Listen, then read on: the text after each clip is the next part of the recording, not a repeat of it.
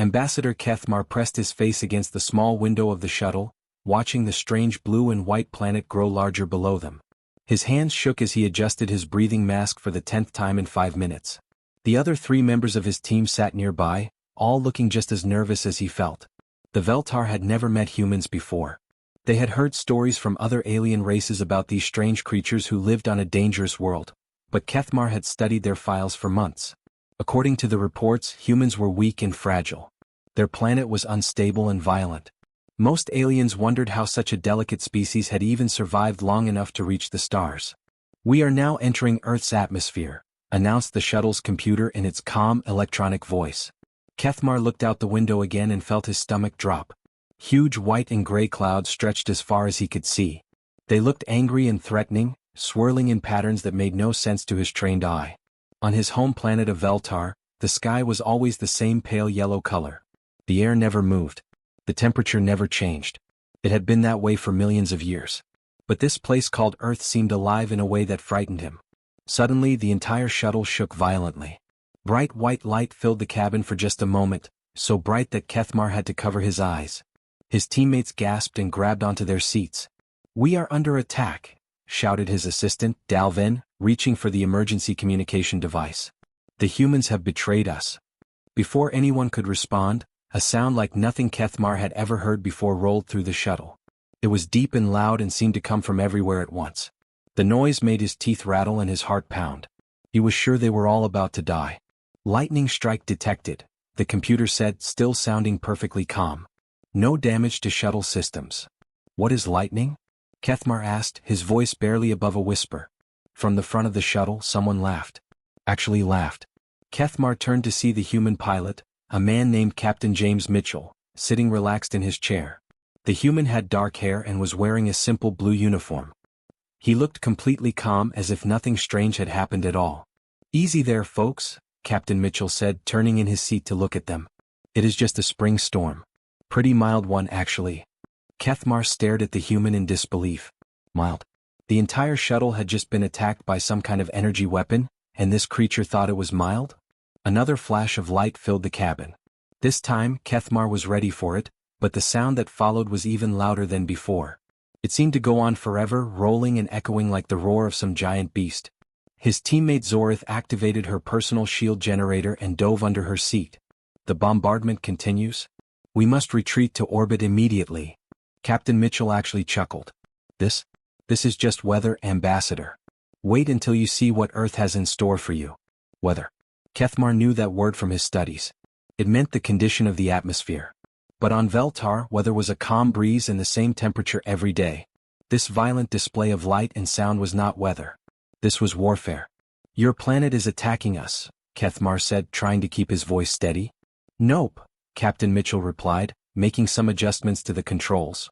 "Earth is just saying hello in her own special way. You picked a good day to visit, actually. Sometimes the storms are much worse than this." "Much worse?" Kethmar felt faint. Through the window he could see water falling from the sky in thick sheets. Not the gentle mist that occasionally fell on his homeworld, but heavy drops that hit the shuttle like tiny bullets.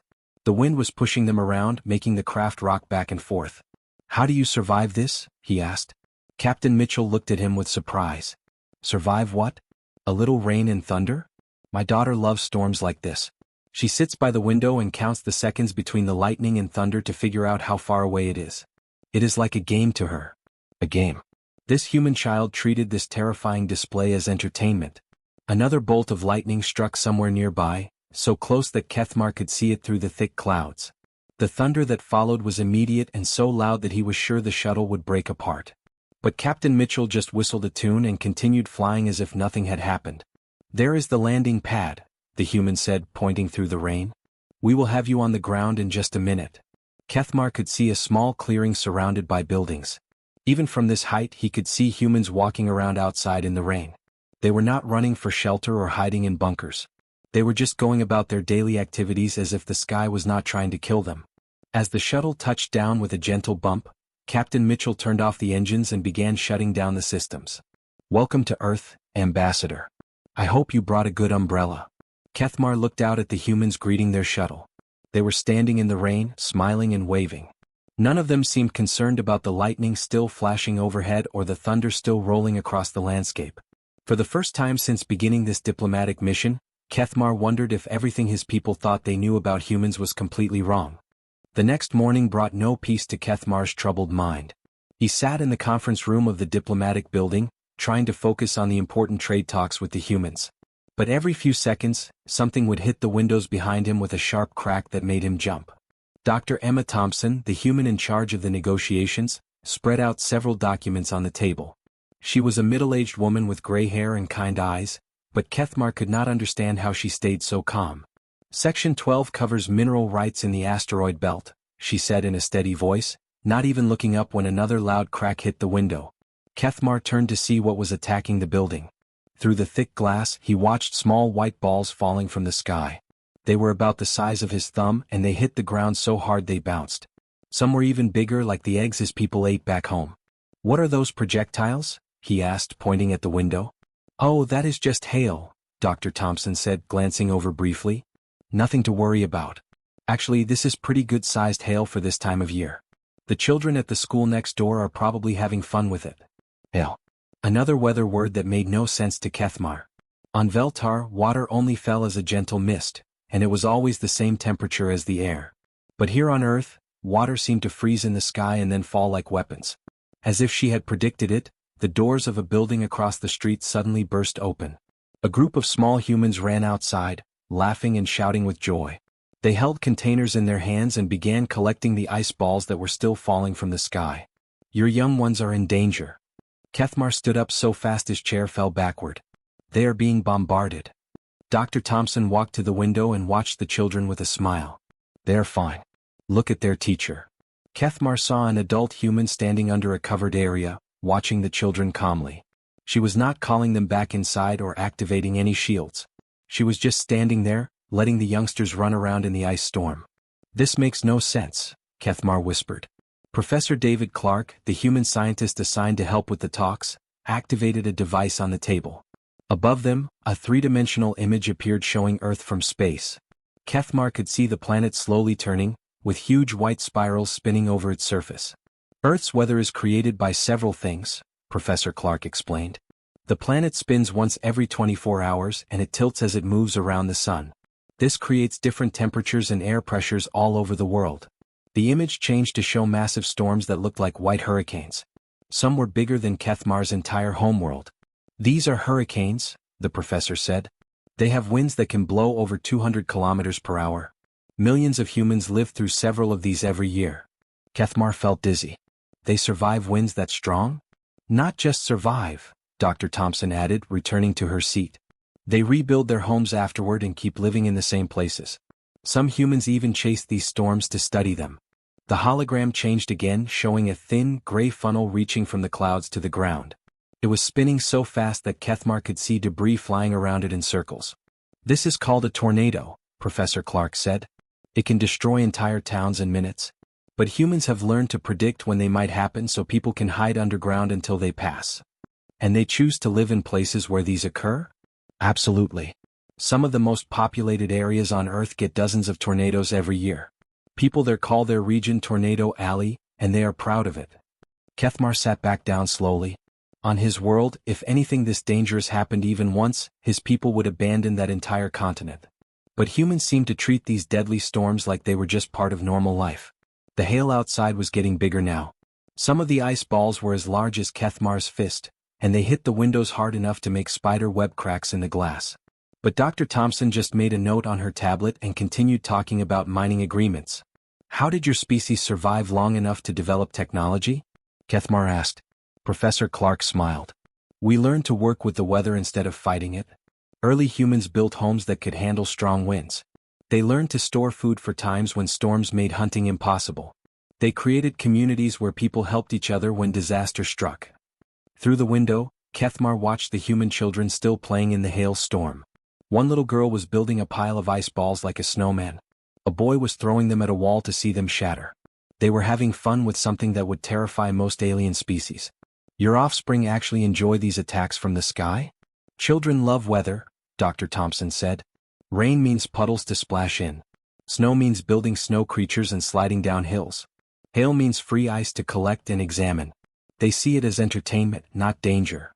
The teacher outside finally called the children back inside, but they moved slowly, still collecting ice balls as they walked. None of them seemed worried or frightened. "We thought humans were weak," Kethmar admitted quietly. "Our report said you came from a gentle world that made you soft and fragile."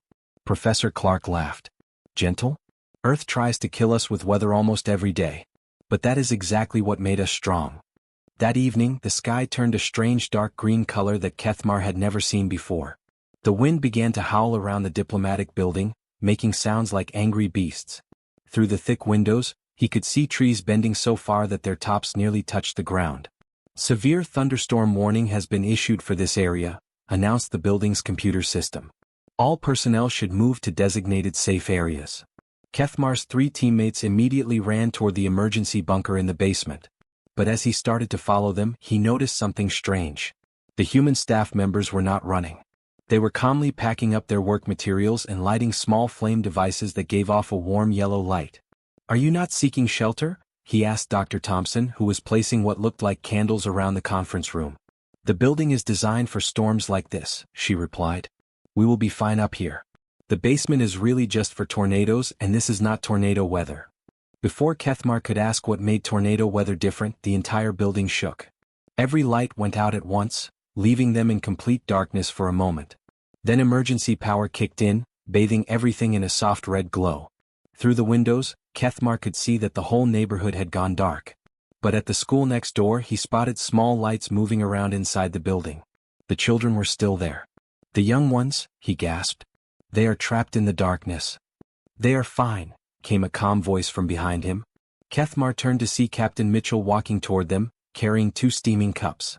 The human pilot looked completely relaxed, as if the howling wind and flashing lightning outside were perfectly normal.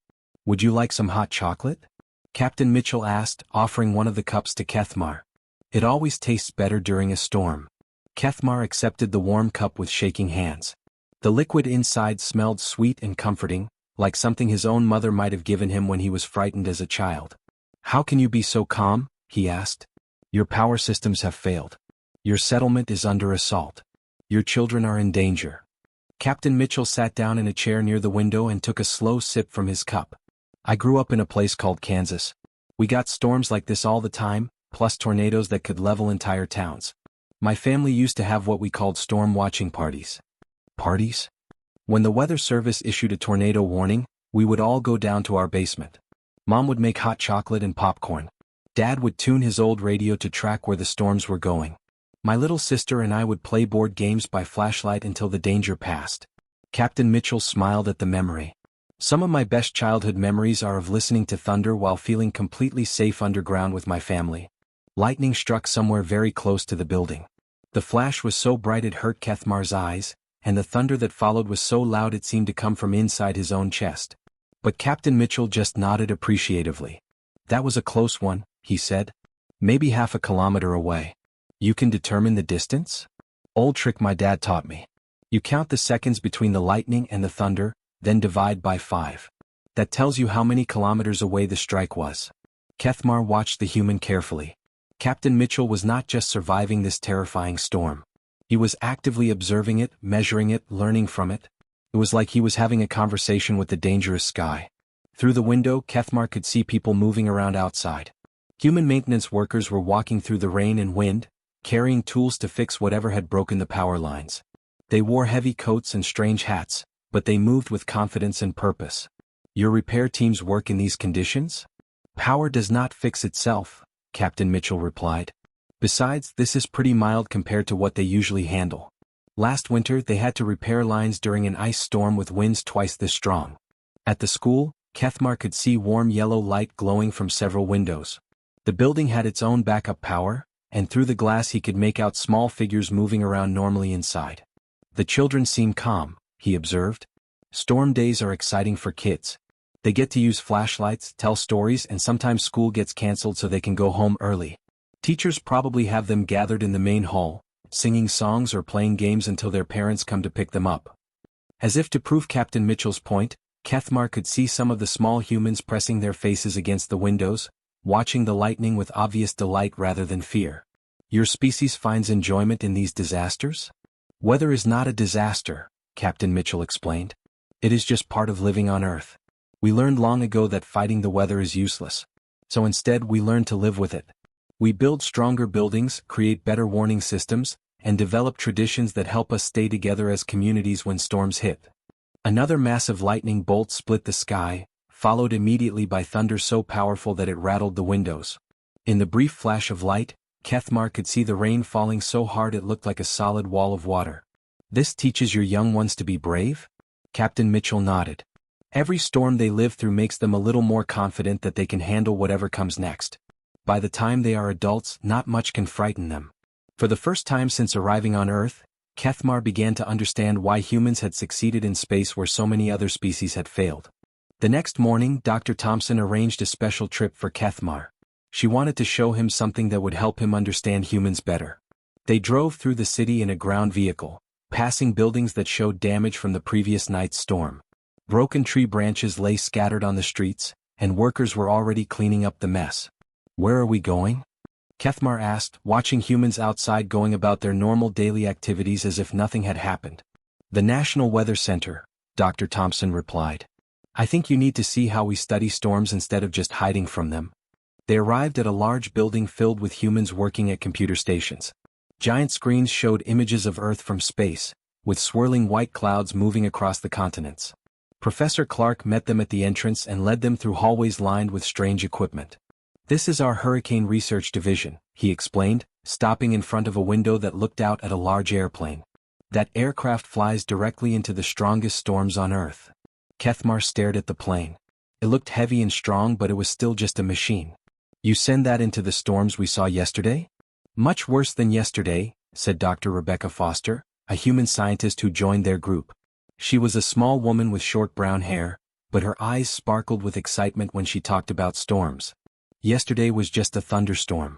We fly this plane into hurricanes with winds over 250 kilometers per hour. That is impossible, Kethmar said. No aircraft could survive winds that strong. Dr. Foster smiled and activated a wall screen. Video footage began playing that showed the inside of an airplane cabin. Through the windows, Kethmar could see nothing but gray and white chaos. The aircraft was shaking so violently that the humans inside had to hold onto their seats to stay upright. This was taken during Hurricane Linda last year, Dr. Foster explained. Category 5 storm. Winds at 300 kilometers per hour. We flew through the eye wall 6 times to collect data.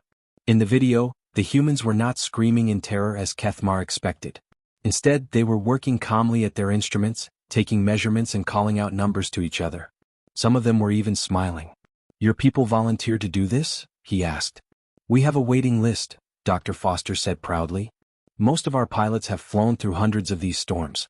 Captain Williams over there has been inside over 800 hurricanes in his career. She pointed to an older human man working at a computer nearby.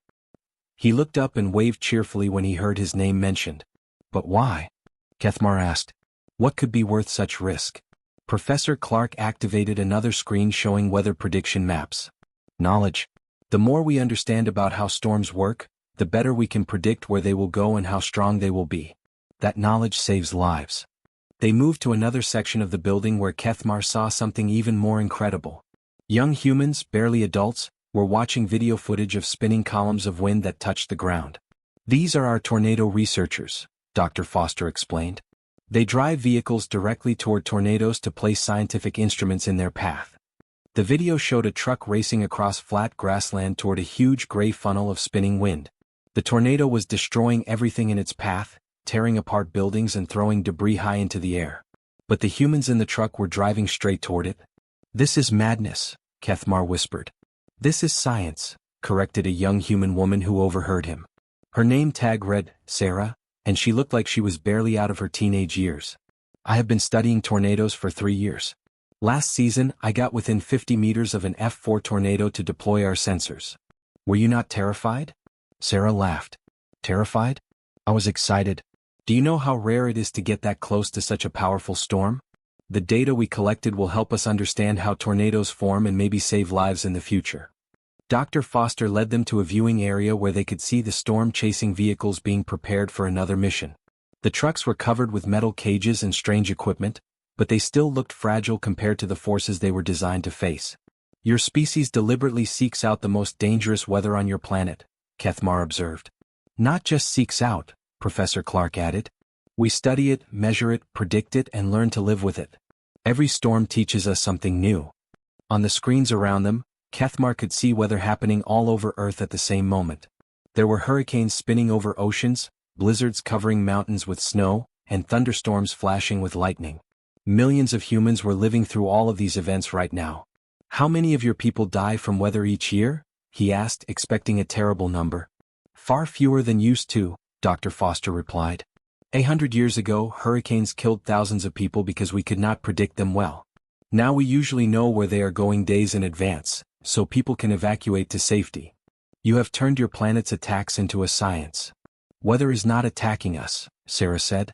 It is just what happens when you have a planet with oceans, continents, and an atmosphere. We learned that if you understand something, you can work with it instead of fighting it. Kethmar realized that humans had done something no other species he knew had ever attempted. Instead of avoiding danger, they had studied it so carefully that they had learned to predict and prepare for it. Their dangerous planet had not made them weak. It had made them incredibly strong. The treaty signing ceremony was planned for Thursday evening, but the weather reports showed another severe storm approaching. All morning, Kethmar received messages from the other alien delegations who were participating from their safe ships in orbit. They expressed relief that they did not have to come down to the surface during such dangerous conditions. The Zephyrian ambassador sent a particularly worried message.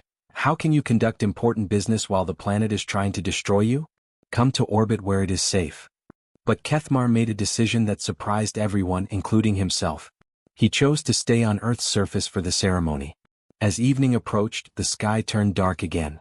Lightning began flashing in the distance, and thunder rolled across the landscape like the footsteps of giants. The diplomatic building's weather system announced that severe thunderstorms were moving toward their area. Instead of going to the basement, Kethmar joined the human delegates on the building's observation deck. It was covered by a strong roof, but open on the sides so they could see the approaching storm. Rain began to fall softly at first, then harder as the wind picked up speed. Are you sure you want to be out here? Dr. Thompson asked him. The other alien representatives are all watching from their ships. Kethmar looked up at the dark clouds moving overhead. Lightning was flashing inside them like trapped fire, and the thunder was getting louder with each passing minute. 6 months ago, this sight would have sent him running for the nearest bunker. But now he found himself curious rather than afraid. I want to be here, he said firmly. I need to understand what made your species so strong. The ceremony began as the first heavy raindrops started falling on the deck's roof. The sound was like drums beating a rhythm that seemed to match Kethmar's heartbeat. Through his communication device, he could see the holographic images of the other alien ambassadors participating from their ships. They all looked nervous and kept glancing upward as if they expected the ceiling to collapse. When it came time for his speech, Kethmar stood and looked out at the storm. Lightning struck a hill in the distance, illuminating the landscape in brilliant white light. Thunder followed moments later, rolling across the valley like applause from the planet itself. 6 months ago, he began, the Veltar Confederation was worried about forming partnerships with humans. Our scientists told us that your species came from a gentle world that had made you weak and fragile. We thought you would not be strong enough for the challenges of deep space exploration. Another lightning bolt struck closer this time, bright enough that everyone on the deck could see it clearly through the rain. The thunder that followed was so loud that Kethmar had to pause his speech. But when he looked around, he saw that none of the humans looked concerned. Some of them were even smiling as they watched the display. We were completely wrong, he continued. Earth did not make you weak. Your dangerous planet forged you into perhaps the strongest species we have ever encountered. The holographic images of the other ambassadors flickered as electromagnetic interference from the lightning affected the communications. But the human technicians quickly adjusted their equipment to compensate, as if they had dealt with this problem many times before. Your ability to remain calm when chaos surrounds you, to adapt quickly to impossible conditions, to find solutions when others see only problems, these are not signs of weakness. These are your greatest strengths. Rain was falling harder now, creating a constant drumming sound on the roof above them. Through the open sides of the deck, Kethmar could smell the fresh, clean scent of the storm. It was nothing like the sterile, unchanging air of his homeworld. While other species, including my own, require perfect conditions to function, you humans thrive in uncertainty. You have turned your planet's attempts to destroy you into opportunities to grow stronger. The actual signing of the treaty happened during the loudest thunder yet. As each representative put their name on the documents, lightning painted the sky in brilliant colors. Kethmar found himself no longer jumping at each thunderclap. Instead, he was beginning to appreciate the raw power and beauty of the storm. When the ceremony ended and the other ambassadors signed off from their ships, Kethmar remained on the deck with Dr. Thompson and the other humans. The storm was starting to move past them, but rain was still falling steadily. "Ambassador," Dr. Thompson said, "your transport back to your ship is ready whenever you want to leave." Kethmar looked out at the storm, then back at the humans who had welcomed him so warmly despite his initial fear and confusion. He had learned more about courage and strength in the past week than in all his years of diplomatic training. "Actually," he said, "I would like to make an unusual request. I want to extend my stay on Earth through your complete seasonal cycle. I believe I would very much like to experience what you call winter." Dr. Thompson smiled, the same calm, confident smile he had seen on every human face since arriving on this remarkable planet. "I think that can be arranged, Ambassador. Winter in Colorado should be quite an education for you." "What is winter like?" he asked. "Well," she said, watching lightning flash in the distance. "Imagine everything you have seen so far, but instead of rain, frozen water falls from the sky and covers everything in white. The wind gets much colder, and sometimes storms can drop several feet of snow in a single day." For the first time since leaving his peaceful homeworld, Kethmar found himself looking forward to whatever weather Earth might bring. If these storms had taught him anything, it was that humans had learned to find wonder and strength in the very forces that would terrify most other species. As he watched the last of the lightning fade into the distance, Kethmar realized he was no longer afraid of Earth's weather. He was excited to learn from it.